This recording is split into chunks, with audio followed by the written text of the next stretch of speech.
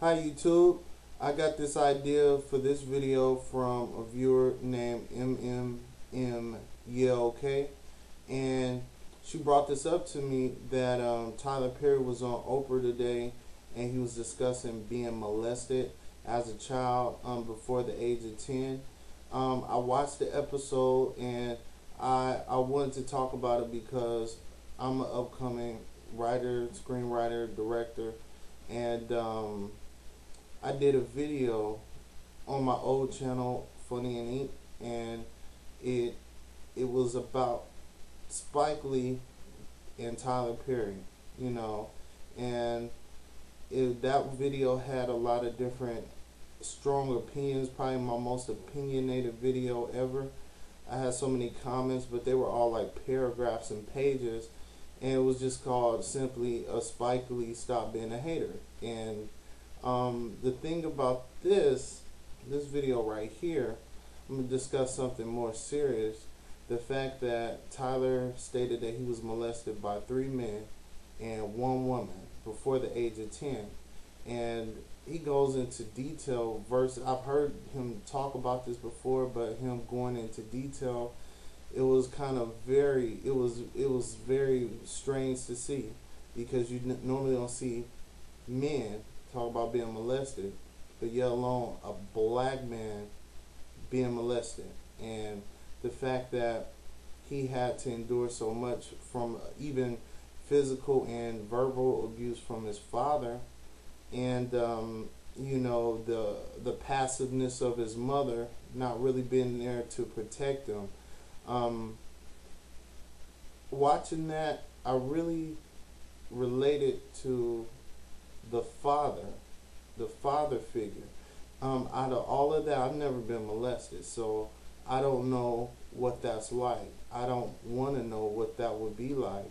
But when you hear somebody able to express themselves and say what they've been through, and it really reaches you, no matter if you've been through it or not. Fatherhood was the most touching part of that interview to me, being that my father died when I was 16, and my father was in jail 10 years prior, before he died. So what I could remember of times being with my father was that he was very friendly. He was very athletic. He was very you know, outgoing. And I remember play fighting with my father, play karate, fake karate and whatnot, and I was always beating him. He would allow me to beat him.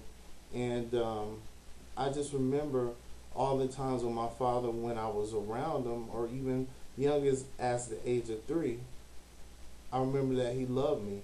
I remember that he would do anything for me. I remember that somebody bumped us in a bus, and he threw the guy out of the window of the bus because the guy bumped me, and as a child, and he didn't say excuse me.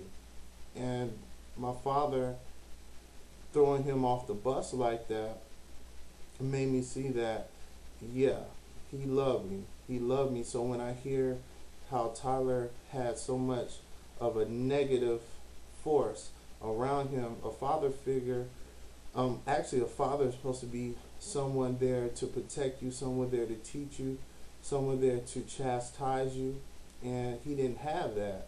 And for him to be so successful now, I totally understand. I totally understand why he's the way he is. I understand why he covers the subject matters. A lot of women's topics he discusses, but it was just mainly what reached me was the father aspect, because my father had a 9th grade education, and he used to do things like, if I was hungry, he would steal the best foods, and I could remember that. I could remember him stealing suits to wear, to look nice, to look educated, to look like somebody. And the fact that he died, I never really, I kind of like shut it out. You know, I'm 30 now, but even after all these years, I kind of really shut the fact that he died. I kind of blocked it off. I used to win all these art contests, even from the age of kindergarten. I won thousands of dollars for drawing. And my father was a brilliant artist. I mean, no education, just natural God-given talent. He can draw anybody. He draw portraits. People wanted these portraits, and you know, he was almost like Jimmy Walker on Good Times. He could draw really that well. And the fact that when he died, I really stopped drawing. That was actually my first talent where I realized that I was, it was more of a gift. When all the kids were coloring the grass brown and purple and yellow, I colored it green, and I colored it in the lines, and I also outlined it. So it was always neat, and it was almost something that stood out, because out of a class of 30 people, I was the only one that had the correct representation of the grass. And I'm saying all this to say that it that the strength that he has is very inspiring. Um, the It made me just think about the little triggers in my life, the little things that affected me. The fact that my father was in jail all that time and he passed away when I was 16, and the fact that I'm a screenwriter, I have 11 movies complete. Also, I'm directing a movie. I find it something that he would be proud of me, because I can read, he couldn't read. I could write, he couldn't write. He could write, but he couldn't write that well. So it was like words skipped. It was almost like he was at a very low grade level. But I know he would be proud of me. I've never been to jail, never been to jail in my life, and I kind of pride myself on that. I would never go to jail, and thank God that's been able to happen, that I haven't been in jail. There's a lot of things that can happen when you have such a bad life. I mean, as far as just the connection from father to son, and most of my friends I know don't have fathers in their life, and the ones that do, they're kind of disconnected or far away. And I really appreciate Tyler Perry for getting on there and talking about all the stuff that he went through. The Boondocks episode, you can't touch what God has already put his hands on and destined to become what he become. You can't touch it. I mean, Boondocks episode was really funny, but the representation of that now seems more disrespectful because of what Tyler actually been through. And I just really feel connected to this story, this strength that he had, this strength. I mean, I've been through a lot of stuff as well, but nothing like that. It was a different type of turmoil and drama. I don't have more than 15 minutes on this YouTube to express, certain things, but, as far as what he's been through, I know a lot of people have been through what he's been through, men and women, but it really helps to even discuss other issues, My issue, the man versus the child, raising the son.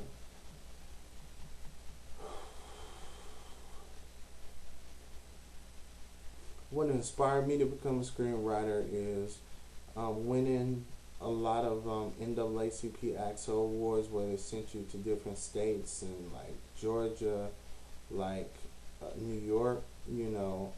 Um, I started off writing plays, but then I always wanted to be a part of movie making process, being either in front or behind the camera.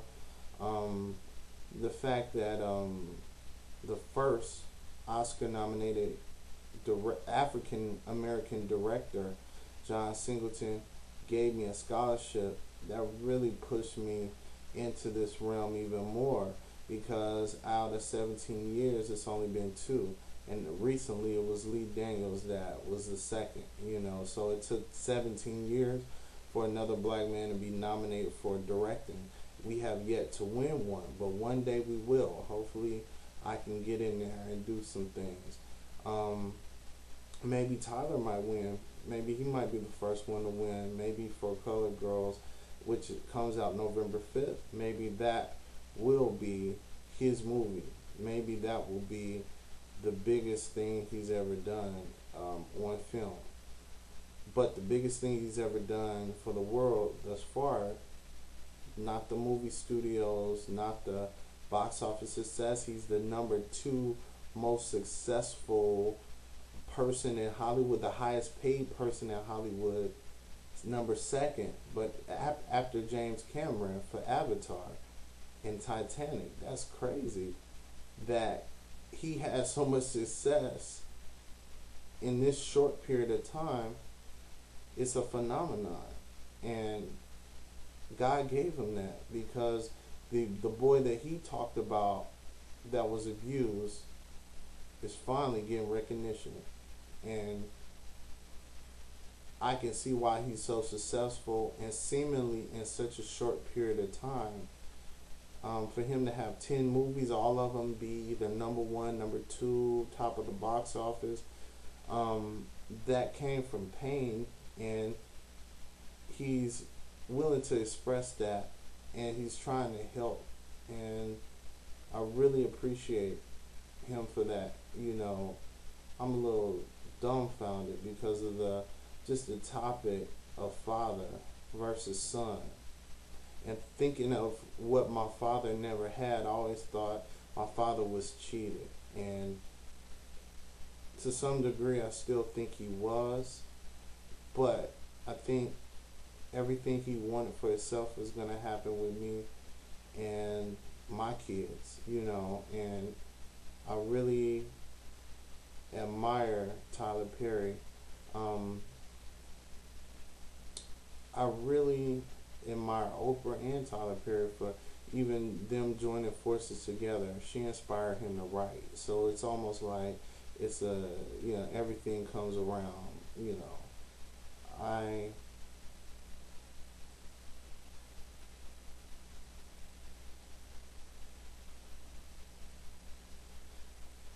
You let me know what you think about Tyler Perry talking about his molestation on Oprah, and hit me up with questions, comments. I'm shooting a movie. Go to my website, DarrellEntertainment.com, and really think about what the effect that of him being on Oprah and telling people that will do to um, open up the lines of communication in that area. I don't know any. I don't know any guy. I know a couple of women. I don't know any guy that was molested. Actually, I know one. I think I know one, and I know it messed him up. uh, wow, that's deep. All right, talk to you later, YouTube. Peace.